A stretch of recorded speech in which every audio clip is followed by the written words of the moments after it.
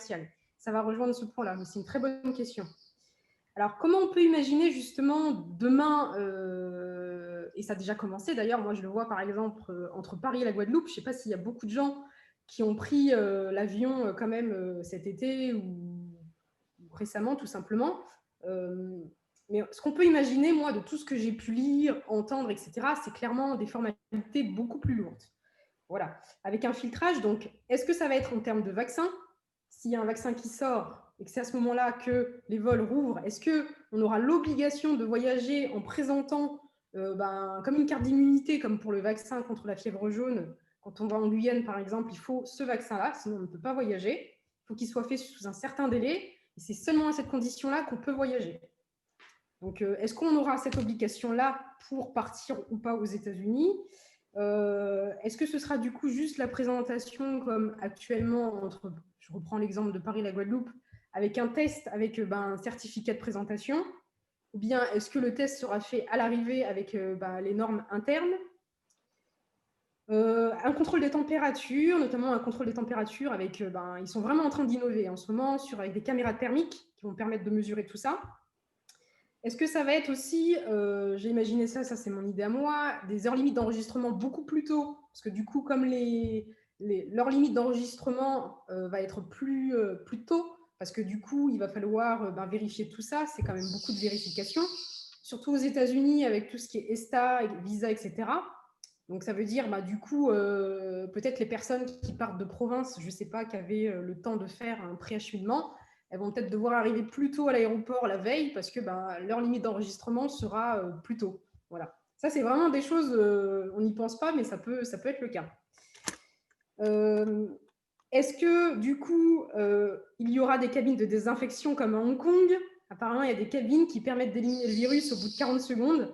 Ils ont vraiment... il y a vraiment de tout. Et puis, ce que je me pensais aussi, forcément, je pense que ce sera une obligation, le fait de voyager avec le masque pendant tout le vol. Voilà, sauf pour manger. Et pour ceux qui ont l'habitude peut-être de voyager dans des classes, que ce soit en premium ou des classes classe affaires, ou même en classe économique, avec un apéritif servi, etc., le service à bord sera du coup restreint au strict minimum pour éviter justement tous les contacts, etc. Donc ça, c'est des choses vraiment qui sont déjà en cours et qui peuvent continuer. Ce qu'il faut vraiment prendre en compte, c'est que moi, par exemple, je vais essayer d'organiser un live, je pense que ce sera envisageable, avec une personne de l'aérien, je ne sais pas encore quelle compagnie aérienne, qui opère des vols vers New York. Mais ce qu'il faut comprendre, c'est que les conditions de voyage sur un Paris, par exemple, je reprends la Guadeloupe, ou un Paris, même Guyane, ou un Paris New York ne seront pas les mêmes qu'au niveau du transport. Peut-être que les conditions imposées par les Américains pour le voyage à bord seront différentes. Vous allez comprendre pourquoi aussi, je dis ça après. Donc ça, vous l'avez compris, tout ce qui est santé, hygiène, sécurité, ça va devenir primordial. Avec forcément dans votre valise et dans votre sac, tout ce qui est masque, désinfectant pour les mains, avec des masques chirurgicaux, pas des masques en tissu. Par exemple, actuellement, c'est aussi imposé. Les masques tissu fait maison ne sont pas autorisés, sinon vous êtes débarqué. Enfin, vous n'êtes pas autorisé à embarquer d'ailleurs. Moi, en tout cas, j'ai voyagé, c'est pas autorisé. Nous, c'est pas autorisé sur nos vols.